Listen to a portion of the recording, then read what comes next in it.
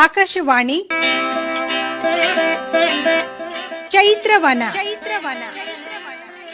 ಲಕ್ಷ್ಮೀಶನ ಜೈಮಿನಿ ಭಾರತದ ಸಮಗ್ರ ವಾಚನ ವ್ಯಾಖ್ಯಾನ ಕಾರ್ಯಕ್ರಮ. ಪ್ರಸ್ತುತಿ ಡಾಕ್ಟರ್ ಎಎಸ್ ಶಂಕರನಾರಾಯಣ. ಚೈತ್ರವನ ಕಾರ್ಯಕ್ರಮದ ಕೇಳುಗರಿಗೆಲ್ಲ ನಮಸ್ಕಾರಗಳು ಹಾಗೂ ಕಾರ್ಯಕ್ರಮಕ್ಕೆ ಆತ್ಮೀಯವಾದ ಸ್ವಾಗತ. ಇಂದಿನ ಕಾರ್ಯಕ್ರಮದಲ್ಲಿ ಲಕ್ಷ್ಮೀಶ ಕವಿಯ ಜೈಮಿನಿ ಭಾರತದ 15ನೆಯ ಸಂಧಿಯ ಕೆಲ ಪದ್ಯಗಳ ವಾಚನ ಹಾಗೂ ವ್ಯಾಖ್ಯಾನವನ್ನು ಕೇಳಲಿದ್ದೀರಿ. ವಾಚನ ಮಾಡಲಿದ್ದಾರೆ ಶ್ರೀಮತಿ ಎಚ್.ಎಲ್. ರತ್ನ, ವ್ಯಾಖ್ಯಾನ ಮಾಡಲಿದ್ದಾರೆ ಶ್ರೀ ಕೇಶವ ಅವಧಾನಿ. ಆ ಕೃತವರ್ಣನ ಶಾಪದಿಂದ ಅಲ್ಲಿಂದ ಮುಂದಕ್ಕೆ ಯಾವ ಜೀವಿಗಳೂ ಕೂಡ ಆ ಸರೋವರದ ನೀರನ್ನು ಕುಡಿಯೋದಕ್ಕೆ ಹೆದರ್ತಾ ಇತ್ತು, ನಾನು ಹುಲಿಯಾಗ್ಬಿಡ್ತೀನಿ ಅಂತ. ಆದರೆ ಹೆಣ್ಣಾಗಿದ್ದಂತಹ ಆ ಕುದುರೆ ಆ ಸರೋವರಕ್ಕೆ ಬಂದು ಆ ನೀರನ್ನು ಕುಡಿಯೋಣ, ಅದು ತತ್ಕ್ಷಣವೇ ಹುಲಿಯಾಗಿಬಿಟ್ಟಿದೆ. ಆವಾಗ ಅರ್ಜುನನಿಗೆ ಬಹಳ ಚಿಂತೆಯಾಗ್ಬಿಡ್ತು. ಕೃಷ್ಣ, ಈಗ ನೀನೇ ಇದನ್ನು ಪರಿಹಾರ ಮಾಡಬೇಕು ಅಂತೇಳಿ ಭಕ್ತಿಯಿಂದ ಕೃಷ್ಣ ಸ್ಮರಣೆಯನ್ನ ಮಾಡ್ತಾ ಇದ್ದಾನೆ. ನಿನ್ನೊಂದು ಪೆಸರ ಪೋಲ್ವೆಯೊಳಂದ ಜಾಮಿಳಂ ತನ್ನ ಪಾತಕ ಕೋಟಿಯಂ ಪರಿಹರಿಸಿಕೊಂಡನು. ಇನ್ನು ನೀನೆಂದು ನಂಬಿರ್ದ ನಿಜ ಶರಣರ್ಗೆ ಭಯಮುಂಟೆ ಮೂಜಗದೊಳು. ಎನ್ನ ಭೀತಿಯನೀಗ ಬಿಡಿಸುವಡೆ ಕೃಪೆಯೊಳ್ ಪ್ರಸನ್ನನಾಗೂ. ಅಚ್ಯುತ ಮುಕುಂದ ಕೇಶವ ಕೃಷ್ಣ ಪನ್ನಗಾರಿಧ್ವಜನೇಯನುತ ನರಹರಿಯ ನಾಮಂಗಳಂ ವಾಚಿಸಿದನು. ನರಹರಿಯ ನಾಮಂಗಳಂ ವಾಚಿಸಿದನು. ಹಿಂದೆ ಅಜಾಮಿಳ ಗೊತ್ತಾಗದೆ ತನ್ನ ಮಗನನ್ನ ನಾರಾಯಣ ಅಂತ ಕರಿಬೇಕಾದ್ರೆ ನಿನ್ನ ಹೆಸರು ನಾರಾಯಣ ಅಂತ, ಆದ್ದರಿಂದ ತನ್ನ ಪಾತಕ ಕೋಟಿಯಿಂದ ಅವನು ತನ್ನನ್ನು ಪರಿಹಾರ ಮಾಡಿಕೊಂಡ. ನಿನ್ನನ್ನೇ ನಂಬಿರುವಂತಹ ನಿನ್ನ ಸೇವಕರಿಗೆ ಯಾವತ್ತಾರೂ ಭಯವಿದೆಯಪ್ಪ, ಆದ್ದರಿಂದ ಈ ಭೀತಿಯಿಂದ ನೀನು ಈಗ ನನ್ನನ್ನು ಬಿಡಿಸ್ಬೇಕು ಅಂತ ಹೇಳಿಬಿಟ್ಟು ನರಹರಿಯ ನಾಮಂಗಳಂ ವಾಚಿಸಿದನು ಅಂತ. ಜೈಮಿನಿ ಭಾರತದ ಮೂಲದಲ್ಲೂ ಕೂಡ ನರಸಿಂಹನ ಸ್ಮರಣೆಯನ್ನು ಮಾಡಿದ ಅಂತ ಹೇಳಿದ್ದಾರೆ. ಆದ್ದರಿಂದ ಆ ನರಸಿಂಹಾವತಾರದ ಅವನ ನಾಮಗಳನ್ನು, ಅವನ ಅದ್ಭುತ ಲೀಲೆಗಳನ್ನೆಲ್ಲ ಅವನು ಆ ಸಂದರ್ಭದಲ್ಲಿ ನೆನೆದಿದ್ದಾನೆ. ಹೀಗೆ ಅರ್ಜುನನಿಗೆ ಮಹಾಭಯವಾದಾಗ ಪರಮಾತ್ಮನನ್ನ ಸ್ಮರಣೆ ಮಾಡಿದ್ದನಲ್ಲ, ಆ ಕೂಡಲೇ ಪರಮಾತ್ಮನ ಅನುಗ್ರಹವಾಯಿತು. ಅದ್ಭುತ ವ್ಯಾಘ್ರಮಾದ ಅಶ್ವಮಂ ಕಾಣುತ್ತೆ ಮಗದ್ಭಯದಳು ಅಸುರಾರಿಯಂ ಪಾರ್ಥ ನಿಂತಿಂತು ಸದ್ಭಾವದಿಂ ಪ್ರಾರ್ಥಿಪೇ ಅನ್ನೆಗಂ ದೈವವಶದಿಂ ತನ್ನ ತಾನೇ ಬಳಿಕ ಉದ್ಭವಿಸಿತು. ಆಗಯಕೆ ಮುನ್ನಿನಾಕಾರಂ ಉದ್ಭವಿಸಿತಾಗಯಕೆ ಮುನ್ನಿನಾಕಾರಂ ಆಪದ್ಭೀತಿ ಪಾಂಡವರ್ಗೆತ್ತಣದು ಮುರರಿಪು ಸುಹೃದ್ಭಂಗಮಂ ಸೈರಿಸುವನಲ್ಲಾಯನುತ ಕಟಕದ ಮಂಡಿ ಕೊಂಡಾಡಲು. ಹೀಗೆ ಅರ್ಜುನ, ನರಹರೇ, ನಮ್ಮ ಆಪತ್ತನ್ನು ಪರಿಹಾರ ಮಾಡು, ಭಯವನ್ನು ಪರಿಹಾರ ಮಾಡು ಅಂತ ಪ್ರಾರ್ಥನೆ ಮಾಡೋಣ. ಹುಲಿಯ ಆಕಾರವನ್ನು ಹೊಂದಿದ್ದಂತಹ ಕುದುರೆಯ ಅಶ್ವಾಕಾರವನ್ನೇ ಪುನಃ ಪಡ್ಕೊಂಡ್ಬಿಟ್ಟಿದೆ. ಆ ಸಂದರ್ಭದಲ್ಲಿ ಜೈಮಿನಿಗಳು ಜೈಮೇಜನಿಗೆ ಹೇಳ್ತಾ ಇದ್ದಾರೆ, ಅಲ್ಲಪ್ಪ, ಪಾಂಡವರಿಗೆ ಆಪತ್ತಿನಿಂದ ಭೀತಿ ಅನ್ನೋದು ಎಲ್ಲಿಂದ ಇದೆಯಪ್ಪ? ಯಾಕೆ ಅಂತಂದರೆ ಮುರರಿಪು ಕೃಷ್ಣ ಯಾವತ್ತೂ ಕೂಡ ತನ್ನ ಭಕ್ತರ ಭಂಗವನ್ನು ಸಹಿಸುವವನಲ್ಲ, ಅವನು ಸಹಿಸ್ಕೊಳ್ಳೋದಿಲ್ಲ. ಆದ್ದರಿಂದ ಖಂಡಿತವಾಗಿಯೂ ಕೂಡ ಪಾಂಡವರಿಗೆ ಆಪತ್ತೆಲ್ಲ ಪರಿಹಾರವಾಗತ್ತೆ ಅಂತ ಈ ರೀತಿಯಾಗಿ ಸೈನಿಕರೆಲ್ಲರೂ ಕೂಡ ಆ ಭಗವಂತನನ್ನು ಕೊಂಡಾಡ್ತಾ ಇದ್ದಾರೆ. ಆ ಸಂದರ್ಭದಲ್ಲಿ ಜೈಮಿನಿಗಳು ಹೇಳ್ತಾ ಇದ್ದಾರೆ, ಈ ಕುದುರೆ ಹೆಣ್ಗುದುರೆಯಾಗಿ ಹುಲಿಯಾಗಿ ಪುನಃ ಕುದುರೆ ಆಯಿತಲ್ಲ, ಇದು ಒಂದು ನಾಟಕದ ದೃಶ್ಯದಂತೆ ಆಯಿತು. ಆಟವಿಕನೊಂದಂದು ಬಹುರೂಪಮಂ ತಾಳ್ದು ನಾಟಕವನಾಡಿ ಮುನ್ನಿನ ತನ್ನ ರೂಪದಿಂ ನೋಟಕರ ಕಣ್ಗೆ ಕಾಣಿಸುವಂತೆ ಪೆಣ್ಗುದುರೆಯಾಗಿ ಹುಲಿಯಾಗಿ ಮತ್ತೆ ಘೋಟಕೋತ್ತಮವಾದುದು ಎಂದಿನಂದದಳು ಆನಿಶಾಟದಲ್ಲಣನಂ ಪೊಗಳ್ದುದೆಲ್ಲ ಜನಂ ಕೋಟಿ ಸಂಖ್ಯೆಯಳೊದರಿದವು ನಿಖಿಲವಾದ್ಯಂಗಳು ಉತ್ಸವದೆ ಪಾಳಯದೊಳು. ಇದೊಂದು ನಾಟಕೀಯವಾದಂತಹ ಬೆಳವಣಿಗೆ ಆಯಿತು ಅಂತ. ಆ ನಾಟಕದಲ್ಲಿ ಪಾತ್ರ ಮಾಡೋನು ಒಂದೊಂದು ಪಾತ್ರವನ್ನು ಮಾಡ್ತಾ ಕಡೆಗೆ ತನ್ನ ನಿಜ ರೂಪದಲ್ಲೇ ಎಲ್ಲ ಪಾತ್ರದ ವೇಷವನ್ನು ಕಳಚುವಂತೆ ಕುದುರೆ ಹೆಣ್ಣುಗುದುರೆಯಾಯಿತು, ಹುಲಿಯಾಯಿತು, ಮತ್ತೆ ಆ ಅಶ್ವಮೇಧದ ಕುದುರೆಯಾಗಿ ಮಾಮೂಲಾಗಿ ಅವರ ಮುಂದೆ ನಿಂತುಕೊಳ್ತು. ಇದೆಲ್ಲವೂ ಕೂಡ ಕೃಷ್ಣನ ಅನುಗ್ರಹ ಅಂಥೇಳಿ ಆ ಪರಮಾತ್ಮನನ್ನು ಎಲ್ಲ ಜನಗಳು ಕೂಡ ಹೊಗಳಿದ್ದಾರೆ. ಕೋಟಿ ಕೋಟಿ ಸಂಖ್ಯೆಯಲ್ಲಿ ಉತ್ಸಾಹದಿಂದ ಆ ಪಾಳಯದಲ್ಲಿ ವಾದ್ಯಗಳನ್ನು ಬಾರಿಸ್ತಾ ಇದ್ದಾರೆ. ಹೀಗೆ ಭಗವಂತನ ಅನುಗ್ರಹದಿಂದ ಕುದುರೆಗೆ ಬಂದಂತಹ ಆಪತ್ತೆಲ್ಲ ಪರಿಹಾರ ಆಗಿಬಿಟ್ಟು ಆ ಪಾಂಡವರಿಗೆಲ್ಲ ಬಹಳ ಸಂತೋಷವಾಗಿದೆ. ಸೇವ್ಯಮಾಗಿರ್ದುದು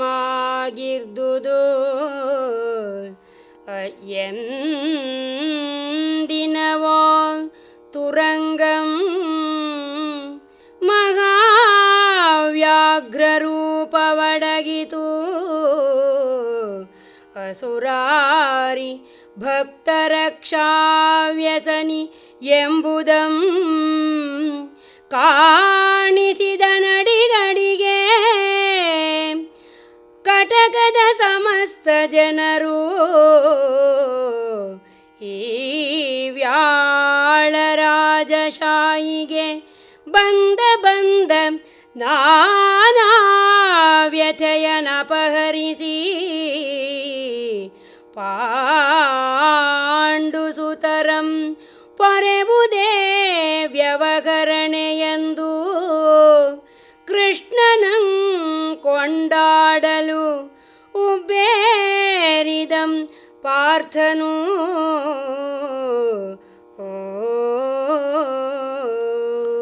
ಭಗವಂತನಿಗೆ ಭಕ್ತರಕ್ಷಾ ವ್ಯಸನಿ ಅಂತ ಬಿರುದು.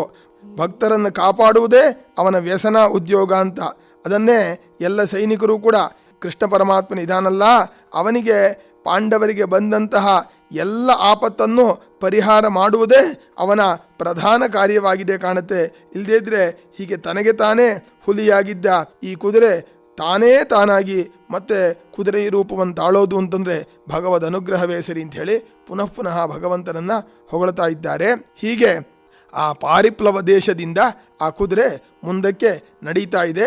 ಕುದುರೆಯ ಹಿಂದೆಯೇ ಎಲ್ಲ ಸೈನಿಕರ ಜೊತೆಯಲ್ಲಿ ಅರ್ಜುನೂ ಕೂಡ ಪ್ರಯಾಣ ಮಾಡ್ತಾ ಇದ್ದಾನೆ. ಬಳಿಕ ಪಾರಿಪ್ಲವ ಧರಿತ್ರಿಯಿಂದ ಆಗಯಂ ತಳರ್ದುದು ಅತಿವೇಗದಿಂ ಬಹಳ ದೇಶಂಗಳಂ ಕಳೆದು ಬರಿಯ ವನಿತಾಮಯದ ರಾಜ್ಯದೊಳಸೀಮೆ ಗುತ್ಸಾಗದಿಂದ ಫಲುಗುಣನ ಸೇನೆ ನಡೆದುದು ಕೂಡೆ ಭಾರದಿಂದ ಇಳೆ ಮುಂದ ಕೊರ್ಗುಡಿಸಿ ಮುಗ್ಗಲು ಒಂದೆಸೆಯೊಳು ಉಬ್ಬಿಸಿದವು ಮಂದಿ ಕುದುರೆಗಳೆಂಬ ತೆರದಿಂದೆ ಸಂದಣಿಸಿತು ಏವೇಳ್ವೆನು.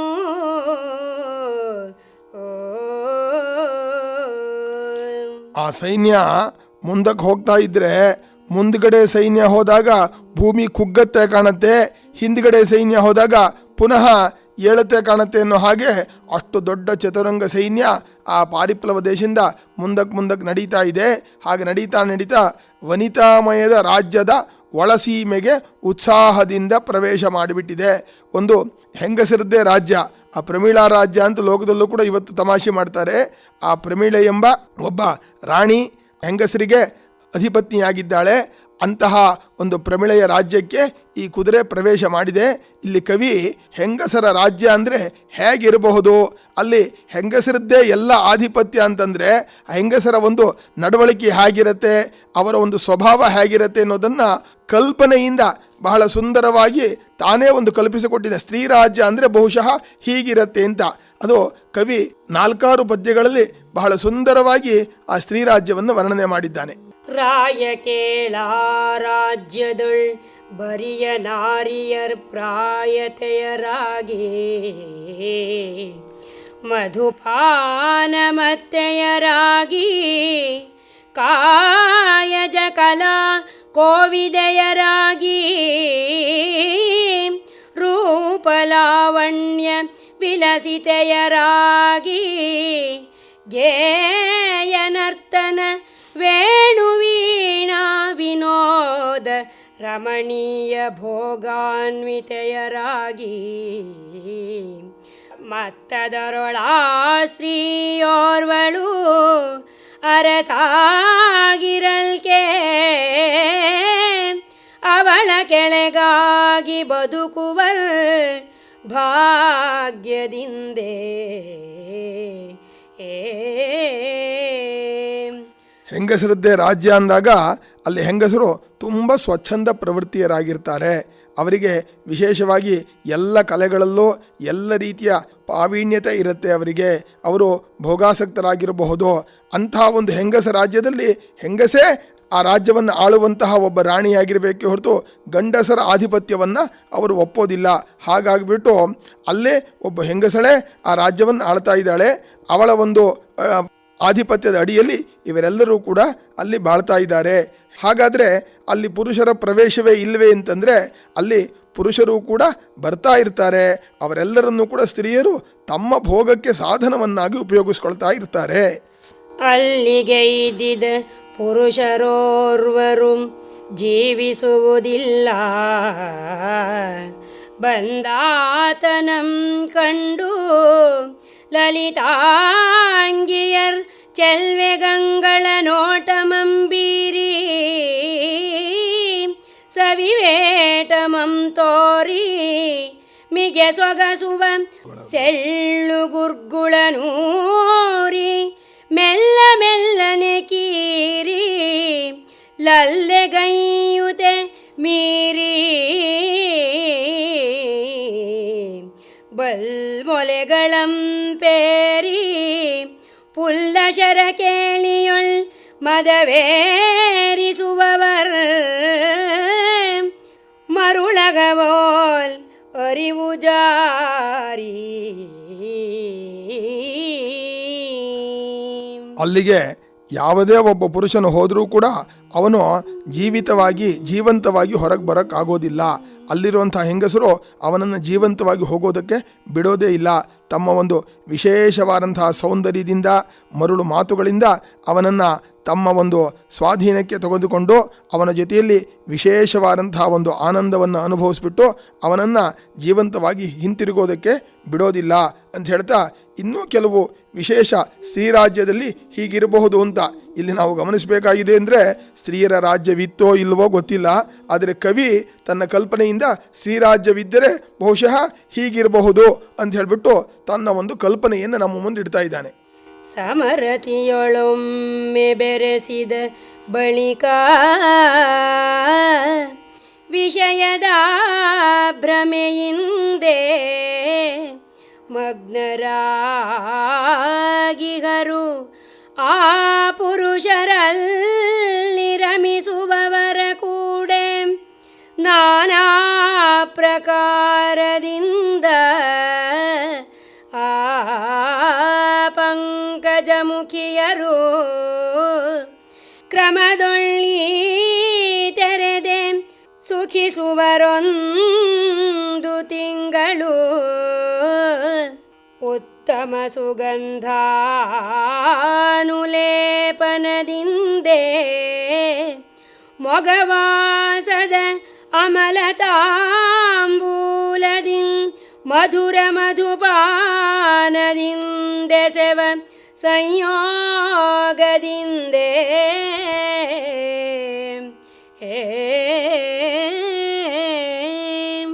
ವಿಧ ವಿಧದೊಳೆಸೆವ ಕುಸುಮೋತ್ಕರದ ಪರಿಮಳದ ಮಧುರಾಸವಕ್ಕೆ ತಮ್ಮ ಮುಖವಾಸದೊಳ್ ಗಂಪಿನ ಅಧರ ದಿನದಿಂ ಬೆರೆಸುವಂತೆ ಮೊಗವಿಟ್ಟು ಪೊಂಬಟ್ಟಲೊಳ್ ಸವಿದು ಮಿಕ್ಕ ಮಧುವಂ ಮದಿರ ನೇತ್ರದಿಂ ನೋಡಿ ನಸುನಗೆಯ ಸುಧೆಯ ನೊಯ್ಯನೆ ಸೂಸಿ ಸರಸದಿಂದಾದರಿಸಿ ವಿಧುಬಿಂಬವದನೆಯ ಕೊಟ್ಟರೆ ಈಂಟುವ ಸೊಗಸಿಗೆ ಎಳಸದವರಾರು ಇಳೆಯೊಳು.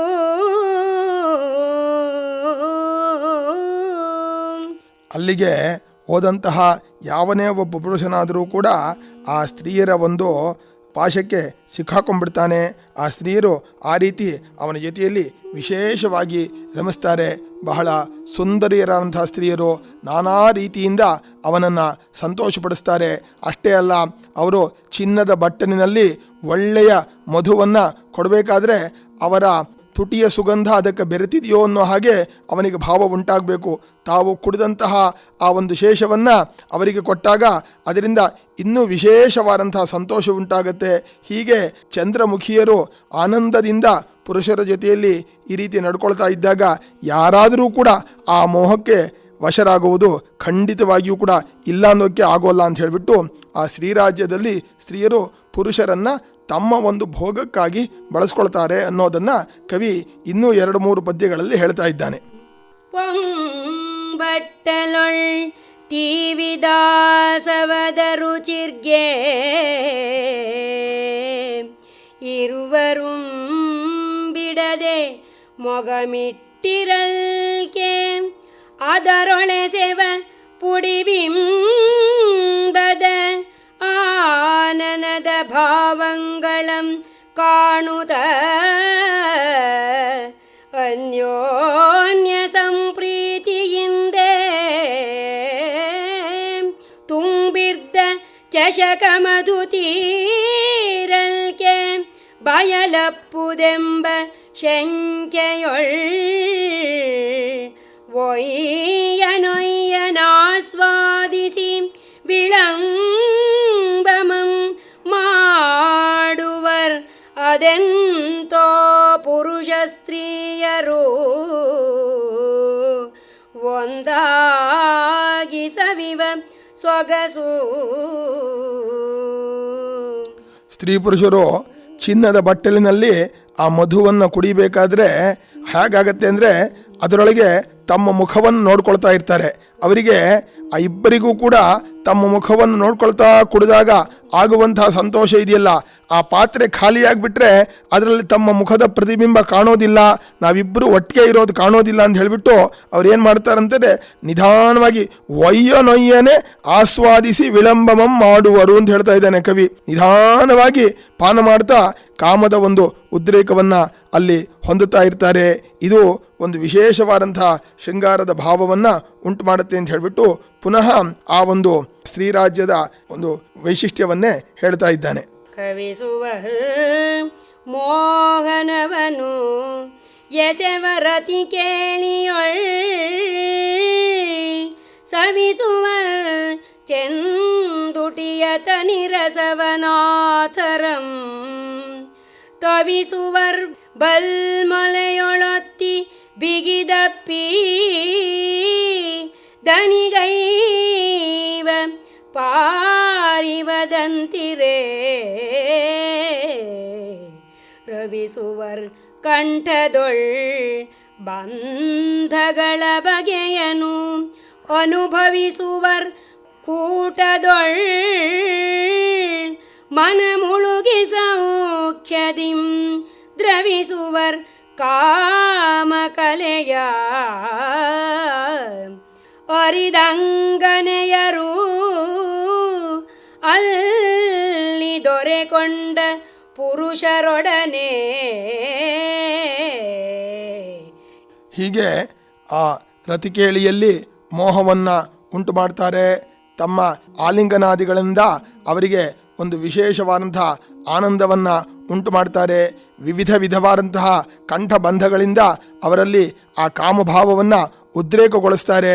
ಹೀಗೆ ತಮಗೆ ಸಿಕ್ಕಿದಂತಹ ಪುರುಷರ ಜೊತೆಯಲ್ಲಿ ಸಂತೋಷವನ್ನು ಅನುಭವಿಸ್ತಾರೆ. ಹೀಗಿದ್ದಾಗ ಯಾರಾರು ಒಬ್ಬ ಪುರುಷ ನಾನು ಇನ್ನು ಇವ್ರ ಜೊತೆಯಲ್ಲಿ ಇದ್ದರೆ ನಾನಿಲ್ಲಿ ಸಾವನ್ನೇ ಪಡೆದು ಬಿಡ್ತೀನಿ, ಇವ್ರ ಜೊತೆಯಲ್ಲಿ ಇರೋಕ್ಕೆ ಸಾಧ್ಯವಿಲ್ಲ ಅಂಥೇಳಿ ಏನಾರು ಅವನು ಅಲ್ಲಿಂದ ಹೊರಟು ಬಿಡ್ತೀನಿ ಅಂತಂದರೆ ಅಂಥ ಪುರುಷನನ್ನು ಹೋಗೋದಕ್ಕೆ ಬಿಡೋದೇ ಇಲ್ಲ. ವಿಶೇಷವಾದಂತಹ ಒಂದು ಭಾವಗಳಿಂದ ಅವನನ್ನು ಒಲಿಸ್ಕೊಳ್ತಾರೆ. ಕವಿ ಅದನ್ನು ಬಹಳ ಚೆನ್ನಾಗಿ ಹೇಳಿ ಯಾವ ರೀತಿ ಪುರುಷರನ್ನು ಅಲ್ಲಿಂದ ಹೋಗೋದಕ್ಕೆ ಬಿಡೋದಿಲ್ಲ ಅನ್ನೋದನ್ನು ಒಂದು ಕಲ್ಪನೆಯಿಂದ ಹೇಳ್ತಾ ಇದ್ದಾನೆ. ಮರಣ ಮಹುದೆಂದರಿದು ನಡುವೆ ಮುರಿದೊಲ್ಲದನ ಚರಣ ಕೆರಗುವರು ಒಡಂಬಡಿಸುವರ್ ದೈನ್ಯದಿಂ ಕರುಣ ಭಾವಂಗಳಂ ತೋರುವರ್ ಮೀರಿದೊಡೆ ಚೀರುವರ್ ಘಾತಿಸುವರು ಅರುಣಾಧರದ ಚುಂಬನವನಿತ್ತು ಕರಜ ಪ್ರಹರಣದಿ ಕಲೆಗಳಂ ತುಡುಕಿ ಸ್ವಗಸಂಬಲಿದು ಹರಣ ಮಳಿವಲ್ಲಿ ಪರ್ಯಂತರಂ ಬಿಡರವನನು ಅಲ್ಲಿಯ ಪಿಶಾಂಗನೆಯರು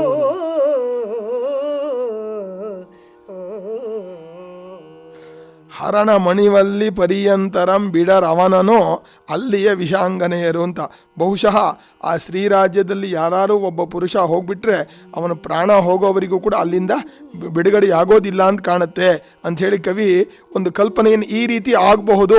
ಒಂದು ಶ್ರೀರಾಜ್ಯದಕ್ಕೆ ಒಬ್ಬ ಪುರುಷ ಹೋದರೆ ಯಾವ ರೀತಿ ಮಾಡಬಹುದು, ಇದು ಶ್ರೀರಾಜ್ಯವಿತ್ತೇ ಅಲ್ಲಿ ಹಾಗಿದ್ರೆ ಅನ್ನುವಂಥ ಒಂದು ಐತಿಹಾಸಿಕ ಘಟನೆಯನ್ನಾಗಿ ಕವಿ ನಮಗೆ ತೋರಿಸ್ತಾ ಇಲ್ಲ, ಒಂದು ಕಲ್ಪನೆಯಲ್ಲಿ. ಅದಕ್ಕೋಸ್ಕರವಾಗಿ ಇಲ್ಲಿಂದ ನಾನು ಹೋಗದೇ ಇದ್ರೆ ನನ್ನ ಪ್ರಾಣವೇ ಹೋಗ್ಬಿಡುತ್ತೆ ಅಂತ ಅವನೇನಾದ್ರು ಹೊರಟ್ರೆ ಒಲ್ಲದನ ಚರಣಕ್ಕೆ ಎರಗುವರು, ಅವನ ಕಾಲು ಹಿಡಿಕಿರ್ತಾರೆ. ದೀನ ಭಾವದಿಂದ ಇಲ್ಲಪ್ಪ ನೀನು ಹೋದರೆ ನಾನು ಬದುಕೋದಿಲ್ಲ ಅಂಥೇಳಿ ಹೇಗೋ ಒಡಂಬಡಿಸ್ತಾರೆ. ಕರುಣ ಭಾವವನ್ನು ವಿಶೇಷವಾಗಿ ತೋರ್ತಾರೆ. ಅಯ್ಯೋ ಅಂಥೇಳಿ ಕೂಗ್ಕೊಳ್ತಾರೆ.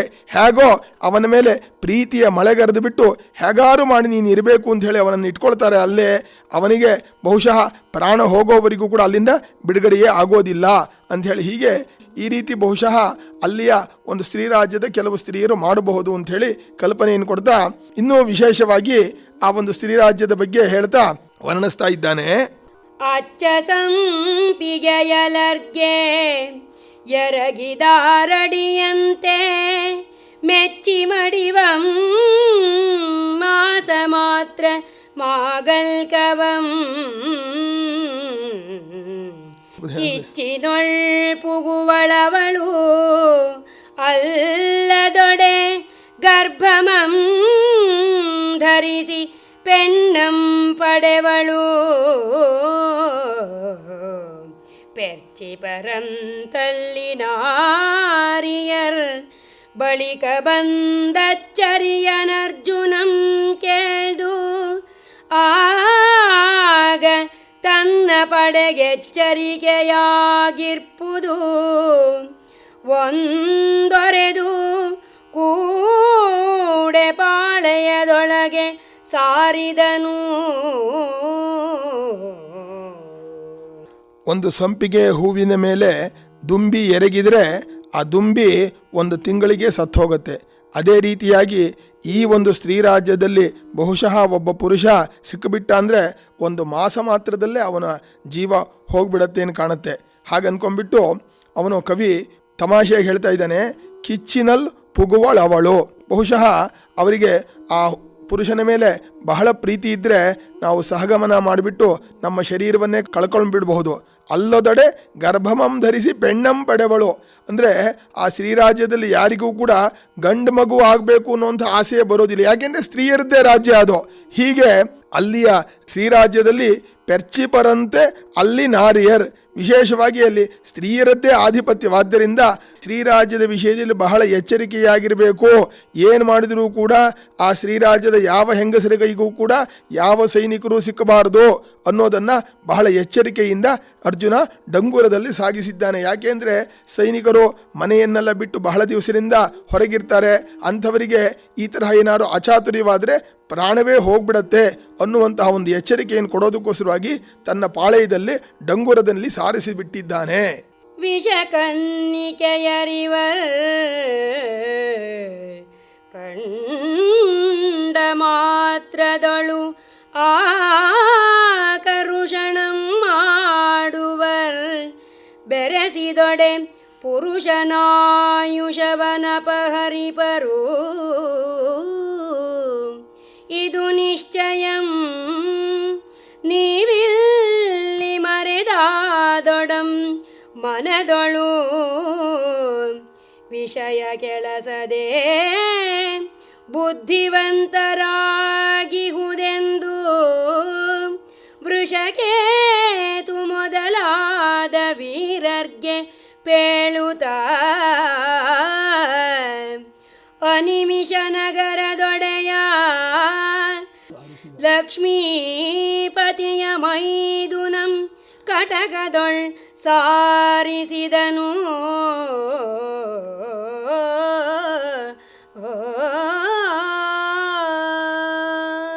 ಈ ರೀತಿಯಾಗಿ ನಡ್ಕೊಳ್ಳುವಂತಹ ಈ ಹೆಂಗಸರು ಅವರು ಸಾಮಾನ್ಯ ಹೆಂಗಸರಾಗಿರೋಕ್ಕೆ ಸಾಧ್ಯವಿಲ್ಲ. ವಿಷಕನ್ಯೆಯರು ಕ್ಷಣ ಮಾತ್ರದಲ್ಲೇ ಆಕರ್ಷಣೆಯನ್ನು ಮಾಡಿಬಿಡ್ತಾರೆ, ಆ ಪುರುಷನ ಆಯುಷ್ಯವನ್ನೇ ಅಪಹಾರ ಮಾಡಿಬಿಡ್ತಾರೆ. ಆದ್ದರಿಂದ ಮರೆತೂ ಕೂಡ ಈ ಸ್ತ್ರೀ ರಾಜ್ಯದಲ್ಲಿ ಯಾವುದೇ ಒಂದು ಹೆಂಗಸರ ಸಹವಾಸಕ್ಕೆ ಹೋಗಬೇಡಿ, ಬುದ್ಧಿವಂತೆಯರಾಗಿರಬೇಕು ಅಂಥೇಳಿ ವೃಷಕೇತುವೆ ಮೊದಲಾದಂತಹ ವೀರರಿಗೂ ಸೈನಿಕರಿಗೂ ಕೂಡ ಅರ್ಜುನ ಹೇಳಿದ್ದಾನೆ.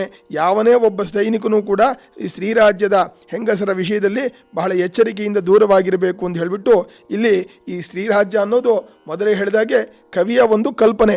ಜೈಮಿನಿ ಭಾರತದ 15ನೇ ಸಂಧಿಯನ್ನು ಇಲ್ಲಿಗೆ ಮುಕ್ತಾಯ ಮಾಡ್ತಾ ಇದ್ದೇವೆ. ಅರ್ಜುನನ ಅಶ್ವಮೇಧ ಯಾಗದ ರಕ್ಷಣೆಯಲ್ಲಿ ಸುಧನ್ವನ ಸಂಹಾರವಾಗಿ ಸುರಥನ ಸಂಹಾರವಾಗಿ ಭಗವದ್ ಅನುಗ್ರಹದಿಂದ ಹೆಣ್ಣಾದಂತಹ ಹುಲಿಯಾದಂತಹ ಕುದುರೆಯೂ ಕೂಡ ಪರಿಹಾರವಾಯಿತು. ಪಾರ್ವತಿಯ ತಪೋವನದ ಒಂದು ದರ್ಶನದಿಂದ ಇವರಿಗೂ ಕೂಡ ಒಂದು ವಿಶೇಷವಾದಂತಹ ಪಾತಕದ ಪರಿಹಾರವಾಯಿತು ಅಂತ ಹೇಳ್ತಾ ಈ 15ನೇ ಸಂಧಿಯನ್ನು ಮುಕ್ತಾಯ ಮಾಡ್ತಾ ಇದ್ದೇವೆ. ಇದುವರೆಗೆ ಲಕ್ಷ್ಮೀಶನ ಜೈಮಿನಿ ಭಾರತದ 15ನೆಯ ಸಂಧಿಯ ಪದ್ಯಗಳ ವಾಚನ ಹಾಗೂ ವ್ಯಾಖ್ಯಾನವನ್ನು ಕೇಳಿದಿರಿ. ವಾಚನ ಮಾಡಿದವರು ಶ್ರೀಮತಿ ಎಚ್.ಎಲ್. ರತ್ನ, ವ್ಯಾಖ್ಯಾನ ಮಾಡಿದವರು ಶ್ರೀ ಕೇಶವ ಅವಧಾನಿ. ಚೈತ್ರವನ ಕೇಳಿದ್ರಿ. ಕಾರ್ಯಕ್ರಮದ ಪ್ರಸ್ತುತಿ ಡಾಕ್ಟರ್ ಎ.ಎಸ್. ಶಂಕರನಾರಾಯಣ. ನಿರ್ಮಾಣ ನೆರವು ಸಂಜೀವ ಆರ್ ನಾಮಣ್ಣವರ್. ಇದು ಇಂದಿನ ಚೈತ್ರವನ. ಈ ಕಾರ್ಯಕ್ರಮ ಆಕಾಶವಾಣಿ ಭದ್ರಾವತಿ ಕೇಂದ್ರದ ಕೊಡುಗೆ.